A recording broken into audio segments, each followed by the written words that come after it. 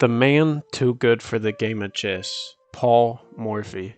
Paul Morphy is regarded as the best chess player of all time by many, and not without merit. Even though he retired at the age of 22, he completely revolutionized the game of chess. How could a player who retired so young be held so highly? Regarded by many as being ahead of his time by 100 years at least, Paul Morphy had such a big chess knowledge gap on his peers, the biggest by any top player at any point in history, that he decided to walk away from the game, for it was too easy and boring for him at that point. Yeah, so Paul Morphy was the best player in the world by a bigger margin, probably than anyone else in recent modern history. He was, I would say, roughly, using today's rating, he was around like 2,400 in my opinion, and the other best players were maybe around 2,000 or 2,100 at best. So he's the best player by a bigger margin. Fischer, for example, I think it was about 170-ish points, better than Boris Spassky, but Morphy was 300 plus at least. Now, by modern standards, he would probably be a very strong IM, which isn't saying a whole lot. But at the time, no one was even close. As far as why it's tragic, it's very tragic because he essentially quit chess. There was no competition for him.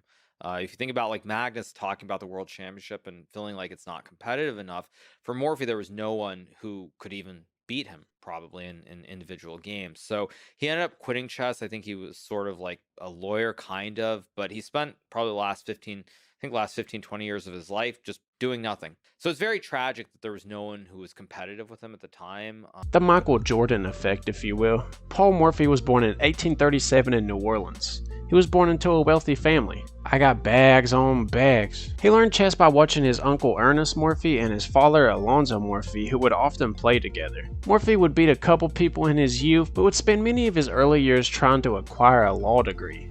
By the age of 20 in 1857, Paul Morphy had recently acquired his law degree. Though he was too young to practice law, the degree was looked highly upon by his family. But the chessboard was calling to Paul at this time since it had been a while since he played. Psst, Paul. Psst. Psst, Paul. Come play me, please. In the same year, Paul would attend the National Chess Congress, the first year they had it, and completely dominate the competition. Paul already at this time had his eyes set on bigger prizes. You see, the best chess players in the world at this time were in Europe, and Paul was fiending to make the trip over to face the best of the best. None of the European players were able or didn't want to come all the way to America to face Paul, so he was determined to make it happen on his own. When Paul arrived in Europe in 1858, he challenged the European champion who declined the request. Like a little pussy bitch. Imagine LeBron saying, "Nah guys, I don't want to play tonight. Nah guys, nah guys, come on." So Paul then set his eyes on France, where he would beat resident chess professional Daniel Harwitz, and won against 8 opponents in blindfolded simultaneous chess. He then went on to beat Adolf Anderssen. That's a risky first name, my guy. Considered by many to be Europe's top chess player, where Paul won 7 games, 2 draws, and 2 losses. Adolf went on to state after the game that Paul was the strongest player he had ever played.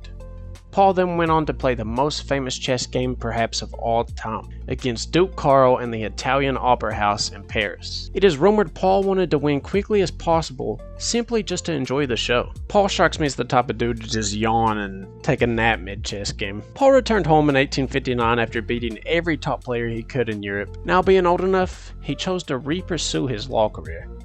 But it was interrupted once again in 1861 by the Civil War. At the end of the war in 1865, he tried to open a law office, which didn't work well for him. Paul stated chess wasn't worth pursuing seriously at this point for him. Just a silly game. Law wasn't working for him. He should have pursued chess, really. I mean, who am I to say, but obviously he was good at it. By 1883, sadly, he had started losing his mind, thinking all food served to him was poison and believed any barber would slit his throat. His mom tried to admit him into an asylum, but he refused. He died in 1884 in a bathtub at the age of 47. There's a quote by Paul Morphy that I think sums up his life pretty well. But there is a saying, which is actually one of my favorite sayings in the world. It said, a well-played game of chess is a sign of a gentleman, but an expertly played game of chess is the sign of a wasted life. That is kind of sad. Let me know what you guys think about Paul Morphy. Do you agree with his quote that was at the end of the video? I'm inclined to agree with it a little bit. As always, if you enjoyed today's video, feel free to drop a like, sub, comment, put it in my cheeks. I won't stop you, I will scream.